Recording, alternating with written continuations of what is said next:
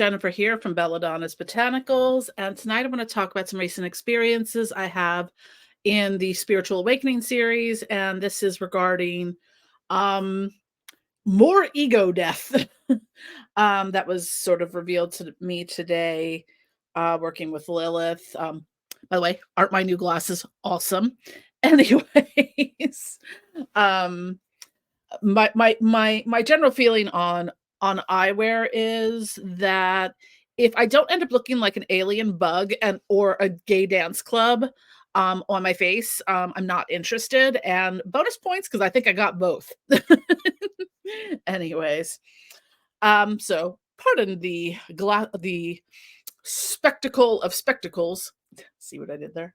I'm going to talk a little bit about this is a follow-up to probably one of the previous videos I did in the series on the Abyssal Triad in surrounding the topics of ego death, crossing the abyss, and the dark night of the soul. I'll link that below. This is kind of the follow-up from there. So since I had that experience, and that was a few months ago, actually probably longer than a few months ago at this point, because I think it was before I moved.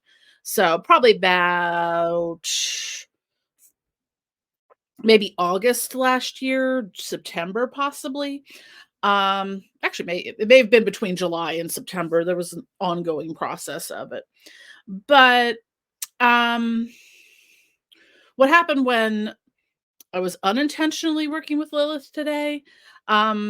So I am still doing, full disclosure, I am still doing ketamine treatments for complex PTSD and treatment resistant depression. So I get seasonal depression this time of year, so I kind of try to take care of it a little bit in that sense. So that's just kind of like the little caveat here, because I always have to over explain everything. So what I experienced with Lilith was similar, going back to that ego death point. I think of this, it was also in the video, Lilith and the final boss fight or something like that. What I need to experience now, I experienced this with Lilith today during that state, was being absorbed into, say, Lilith for the thing. So she was kind of behind me, and it was just like, imagine kind of falling in and like Lilith kind of wrapping. Luckily I'm in bed so I can lean back. That, falling into her and becoming sort of one in that sense, and kind of again experiencing a temporary state of ego death in which you become one with it. It's sort of like, imagine like that you become one with that entity for that moment, and the self that you are in that, it just sort of like fades away. Like it's a state of pure being and pure nothingness at the same time. And what, after I kind of came back into me, what was revealed to me in this sense was that I have to experience this with the other entities that I work with. I have to go through even more ego deaths and ego death and merging with those spirits. So that's something I'm going to be working on, apparently. But yeah, the spiritual awakening process is always going to be ongoing. And you may sometimes repeat steps at different points in time in your life as things change and evolve. I wasn't planning on working on any of this today, but that came up. And the other thing that came up in the same sort of, I was going to make two different videos on this, but I decided to combine it just now. And this plays a little bit into that developing your personal pantheons.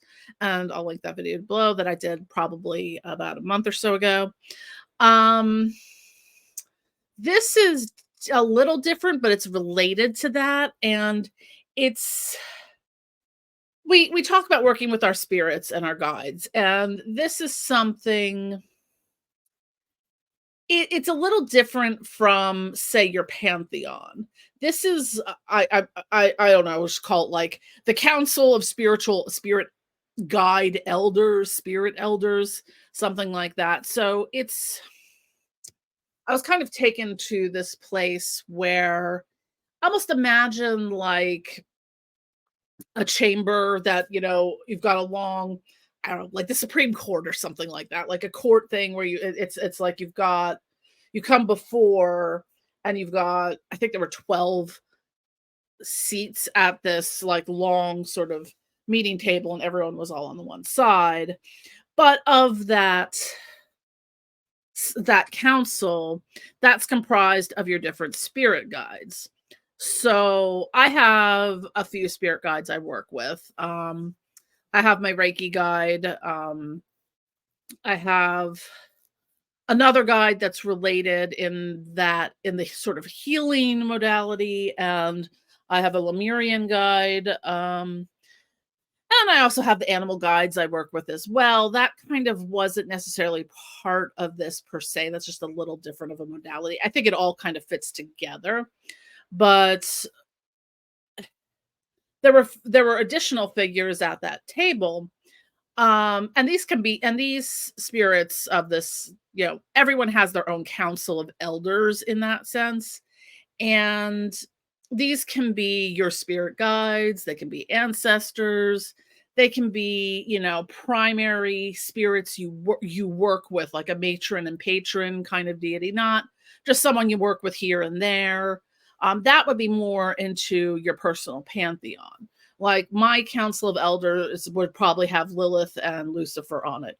Maybe not Abaddon though, but I mean, I would still work with Abaddon. I have a working relationship there, but this is a little different. So Abaddon would be part of my personal pantheon, but this sort of advisory council, as it were, of spirit guide type things is a little different. So that is something that is an ongoing process for me because one of the big things I've been working on in the progression of spiritual awakening, especially since that whole crossing the abyss, the ego death, the dark night of the soul, is the integration of the higher self and the shadow self in the awakening process.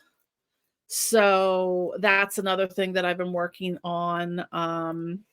This is just my little personal, what's going on in Jen's crazy spirits world. So the awakening process is a process. Let me tell you, it's for me. I feel like at this point, I'm about 33 years into it. 30. I would say for me, it started around. It hit its peak in like we're off to the races was probably about 1991. So it is now 2024, which just sounds very weird. I'm not okay with the passage of time. It's a whole thing.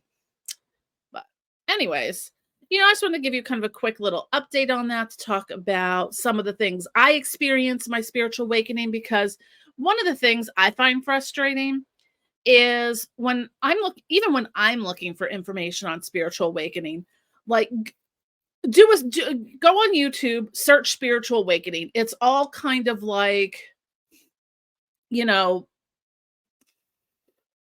automated voiceover videos, but it's not like a human voice. It's kind of like, I don't know, if Siri dictated a video on, spiritual awakening, but it all is just kind of regurgitating a lot of the same thing. Here's the signs of spiritual awakening. Here's what happens when you leave this phase. Here's what, here's the physiological signs of spiritual awakening. But it's like beyond the top 5-10 list of it all, there isn't a whole lot of good information out there that really gets into like just trying to find the personal accounts of the process is a little daunting. I'm not saying there's nothing out there. It's just there's not a lot that's has a lot of intrinsic value to it. A lot of it just sort of seems like the same regurgitated video by, 25 different channels.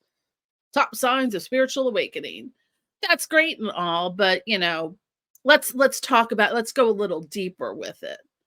It's like, are your headaches a sign of spiritual awakening, or you have a brain tumor? It's just like sometimes it gets a little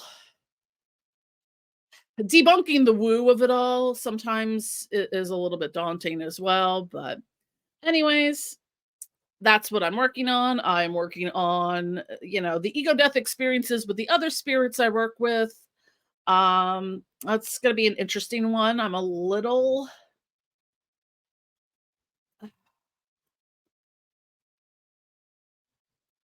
I don't know what I am, to be honest. I'm a little skeptical, worried, scared. I don't know. Um, not a lot that there's not a lot I'm scared of, but it's an interesting process, and I think